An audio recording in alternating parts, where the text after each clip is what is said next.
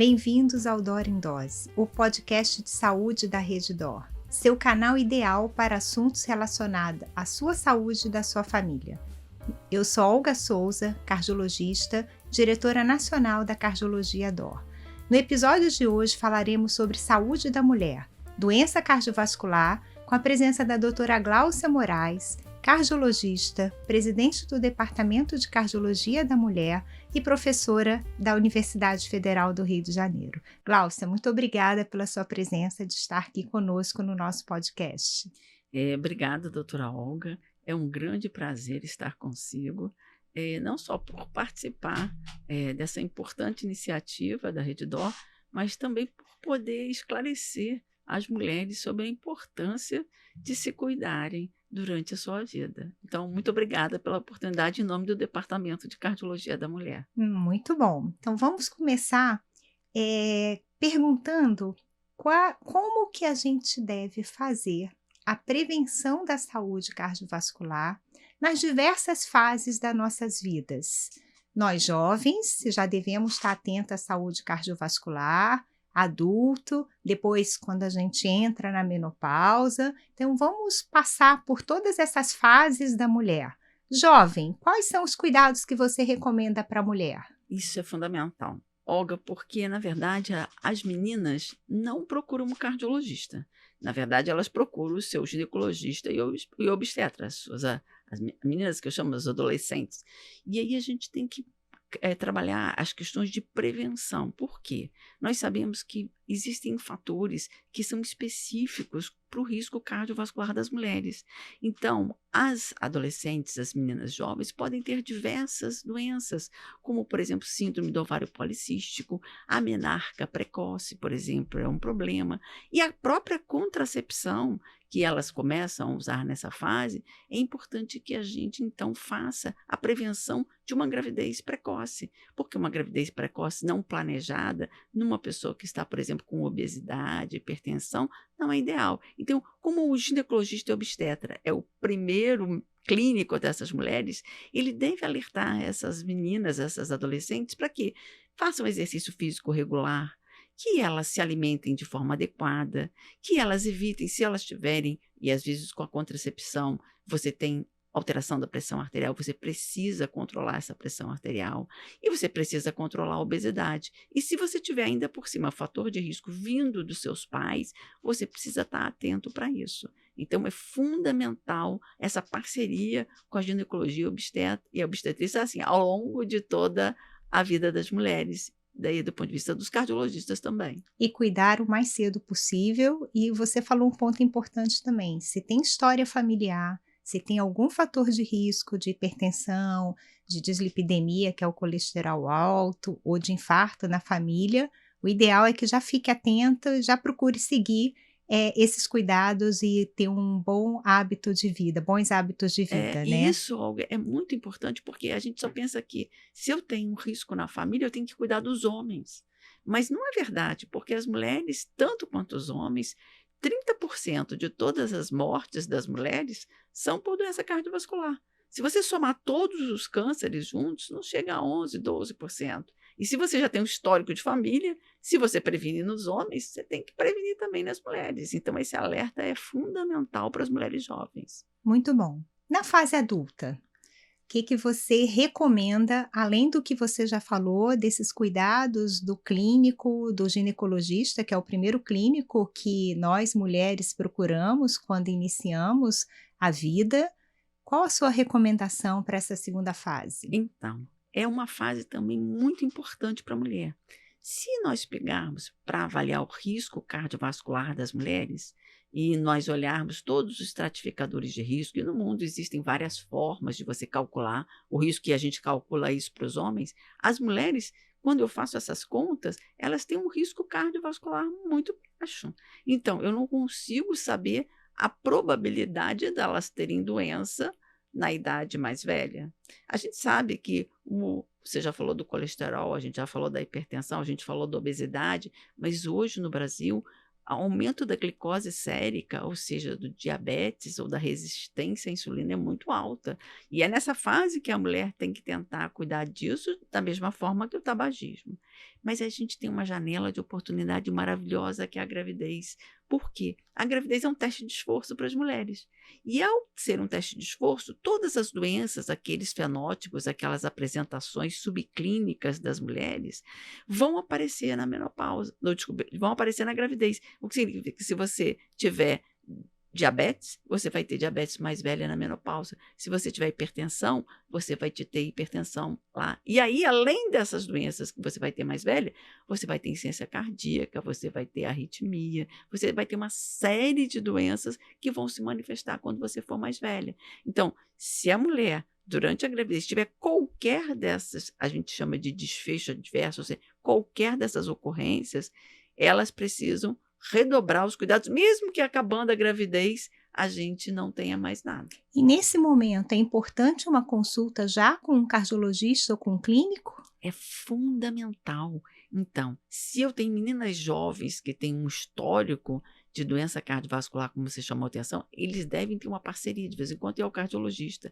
E as mulheres na gravidez, se tem qualquer intercorrência, elas vão ao ginecologista obstetra e vão ao cardiologista. E um alerta adicional é que a gente pensava, bom, eu tenho 3 trimestres da gestação e eu tenho um puerpério de 45 dias. Hoje, nós sabemos que nós temos 4 trimestres da gestação, porque muitas vezes eu não tenho uma doença que acontece até o 3º trimestre, mas eu tenho uma cardiomiopatia pós-parto ou periparto, que a gente chama. E isso é uma insuficiência cardíaca e a mulher se torna um problema grande, porque o coração cresce e eu tenho que tratar dessa ocorrência também. Perfeito, Glaucia. Então, prevenção quanto mais cedo possível.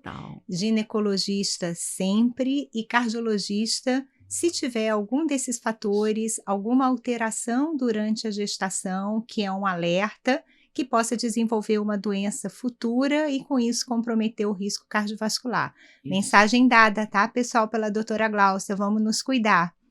E a terceira fase? Teve a gestação, fase adulta, chegou a menopausa. E eu acho que antes de chegar na menopausa, a gente chamava antes de climatério, hoje a gente chama de transição para a menopausa, o corpo da mulher, ele se modifica completamente. É engraçado, Olga, porque as minhas pacientes falavam assim para mim, doutora, eu engordo porque eu respiro. Aí eu falava assim, olha, elas são muito preguiçosas. Mas depois que a gente passa por isso, você vê que se você mantiver o seu nível de exercício físico e se você estiver comendo a mesma coisa, você vai aumentar cerca de 5 quilos por ano. Então, todas essas modificações do corpo da mulher fazem com que, nessa fase, ela vai ter maior probabilidade de ter o colesterol alto, de ter uma gordura, que é essa gordura abdominal, que é péssima, é a que mais se associa com doença cardiovascular. Ela vai ter uma dificuldade enorme para poder perder esse peso. Ela vai ter um açúcar aumentado. Então, todas essas questões, elas ocorrem na transição para a menopausa. Então, a mulher tem que investir. A gente não investe dinheiro para poder ter dinheiro na velhice. Eu tenho que investir em saúde. E elas precisam procurar o cardiologista, até às vezes procurar o endocrinologista e o ginecologista obstetra. Porque uma outra questão que é importante é a questão da reposição hormonal. Antigamente a gente pensava, eu vou fazer reposição hormonal e eu vou prevenir a mulher de ter doença cardiovascular. Hoje eu sei que não, eu não previno a mulher, ela não vai prevenir nem primária nem secundariamente. Mas a mulher tem muitos sintomas na menopausa, tem os sintomas vasomotores, tem os sintomas geniturinários, e esses sintomas todos podem ser melhorados com o uso de uma dose pequena, e aí a gente vai escolher qual é a reposição específica para cada um. Mas todos podem, exceto quem tem um risco muito grande de trombose. Tirando isso, eu posso dialogar com o cardiologista, com o ginecologista obstetra e vou melhorar a qualidade de vida das mulheres. Você sabia, Olga, que hoje 40% da vida das mulheres são vividas na menopausa? Então, ela tem que ter qualidade de vida. Sim. E eu tenho que investir nessa fase da mulher também. Da mesma forma que as mulheres se preparam para ficar grávidas, elas têm que se preparar para a menopausa. E se preparar, como você falou. E como é que a gente vai se preparar para chegar ao climatério e à menopausa bem e não ter todos esses efeitos que você acabou de falar, principalmente em relação à obesidade e alterações que podem acontecer? É se exercitar. é desde cedo. Comer de forma adequada. Desde cedo se exercitar, ter hábitos alimentares saudáveis, porque quando a menopausa chegar, com certeza, né? As reações vão ser maiores. Então, esse aprendizado de se cuidar desde cedo, eu acho fundamental. E é fundamental, Olga, porque as mulheres, elas cuidam de todo mundo. Elas cuidam do marido, cuidam do filho, cuidam da casa, cuidam do trabalho, mas elas têm para ela, o cuidado restrito a elas é a quinta opção, a quarta opção. Só que as mulheres ficam saudáveis na menopausa, elas estão trabalhando, elas estão aqui, ó, que nem nós aqui, né? Fazendo tudo, trabalhando. Então, elas precisam se preparar para isso, para que elas tenham saúde. E passando da menopausa para a idade mais avançada, hoje a gente sabe que as mulheres vão viver muito mais que os homens. Agora acabou de sair um artigo do Lancet, que é uma revista muito importante, e que a expectativa de vida de todo mundo caiu no globo, e quase 2%, e no Brasil 3,4%, 5%. Isso significa que são menos anos vividos. Embora isso tenha acontecido, as mulheres ainda vivem mais.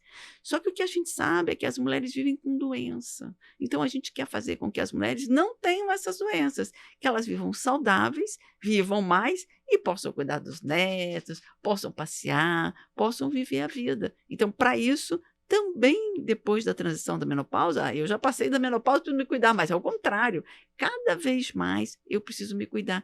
E a gente tem alguns problemas, né? Por exemplo, quando a mulher não se exercita, para além da doença cardiovascular, a gente tem a osteoporose. E a osteoporose faz com que a pessoa tenha queda, que ela tenha problema de fixar o cálcio nos ossos, e isso vai impactar na vida dela, na qualidade de vida. Ela tem que viver plenamente até os 90 anos, se exercitando, passeando, viajando. A gente teve um exemplo, né? Uma professora nossa na NET Wenger, não é? Que aos 92 anos, e agora 93, veio ao Brasil para ensinar as mulheres a se cuidar. Ora, se ela pode aos 92, 93, por que nós não podemos chegar lá, né? Muito bom. Então, acho que foram mensagens importantes que nós deixamos aqui para os ouvintes do nosso podcast da Rede D'Or. Primeiro, cuidar da saúde desde jovem, desde a adolescência. Ginecologista, sempre que possível. Quando tiver dúvida, uma consulta com um clínico, um cardiologista.